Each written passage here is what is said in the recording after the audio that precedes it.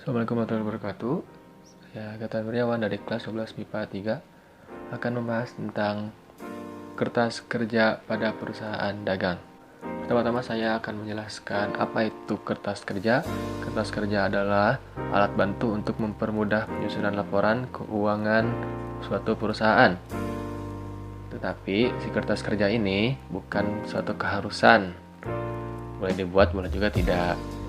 Namun bila menghendaki laporan keuangan rapi dan baik, kita dapat membuat kertas kerja terlebih dahulu karena kertas kerja bukan merupakan bagian dari catatan-catatan akuntansi yang formal.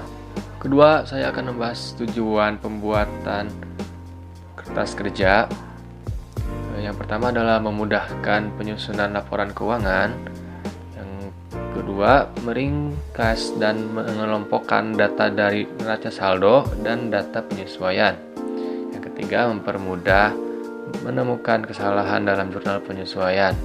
Adapun komponen yang menyusun kertas kerja terdiri atas neraca saldo, penyesuaian, neraca saldo disesuaikan, laba rugi, dan neraca. Saya akan memperlihatkan format kertas kerja dan penyelesaian kertas kerja ini. Yang pertama, memasukkan data saldo perkiraan ke kolom neraca saldo. Yang kedua, catat hasil penyesuaian pada kolom penyesuaian. Yang ketiga, pindahkan jumlah yang sudah sesuai ke kolom neraca saldo disesuaikan. Yang keempat, pindahkan jumlah akun nominal, yaitu adalah penjualan, atur penjualan, potongan penjualan, pembelian, bebas angkut pembelian, atur pembelian, potongan pembelian, pendapatan, dan beban-beban itu ke kolom laba rugi. Dan yang terakhir, pindahkan jumlah akun real, yaitu adalah harta, uang, price, dan modal ke kolom neraca.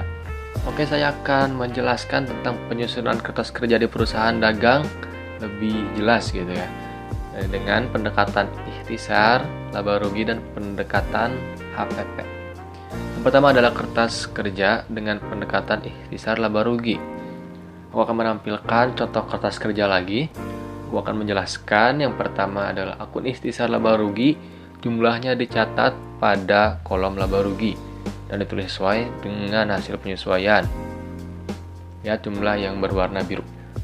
Yang kedua, pada kolom laba rugi, jumlah kredit lebih besar dari debit, mencerminkan perusahaan memperoleh keuntungan atau laba.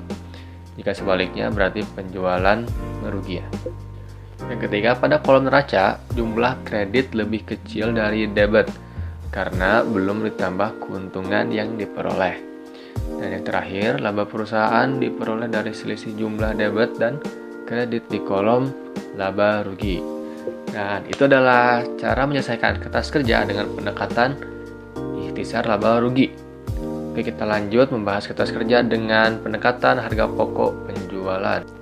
Untuk kertas kerja dengan pendekatan harga pokok penjualan atau HPP akan memuat jumlah dari persediaan barang dagang, pembelian, beban, angkut pembelian, retur pembelian, dan potongan pembelian. Dan karena itu, kertas kerja seluruh jumlah akun tersebut akan dipindahkan ke akun HPP. Perhatikan contoh kertas kerja di sini ya. Penjelasan untuk kertas kerja di sini adalah yang pertama, akun HPP jumlahnya dicatat pada kolom laba rugi, ditulis sesuai dengan hasil perjumlahan debit dan kredit. Lihat jumlah yang berwarna biru ya. Dan yang kedua, perkiraan pembelian, beban angkut pembelian, retur pembelian, dan potongan pembelian di kolom laba rugi. Jumlahnya 0 karena dipindahkan ke HPP. Lihat jumlah yang berwarna biru lagi. Dan yang ketiga, jumlah HPP dicatat di kolom laba rugi.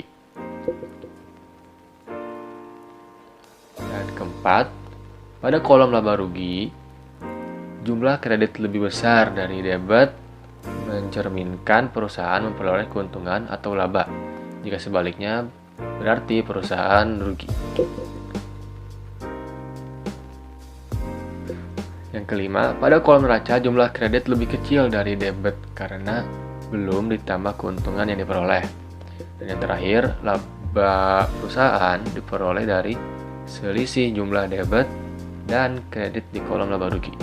Prosedur penyelesaian kertas kerja di perusahaan dagang sebenarnya pada prinsipnya sama dengan perusahaan jasa. Baiklah, untuk kertas kerja pada perusahaan dagang dicukupkan sampai sini aja. Mohon maaf bila banyak kesalahan atau kekurangan. Wabillahi taufiq wal hidayah. Wassalamualaikum warahmatullahi wabarakatuh.